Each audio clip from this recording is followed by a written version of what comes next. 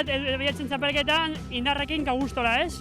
Bai, indartxu ez, lasterketa osoan eta oso pozik, bai. Nola izan da, bukaeran bakarrik iritziztea, beraz indartsuena eta mendatean batez ere indartsu, ez? Bai, bueno, iesaldian sartu naiz, beste taldekide batzukin, eta lasterketa gogorra indeu. Eta gero Mandubin eta Olaberrin, ni Mandubin jo dut erasoa eta Olaberrira bakarrik iritsi naiz, eta baten nituen segundoak lortu ditu mantentzen helmugaraino. Bai. Helburu handiak hurbiltzen datoz.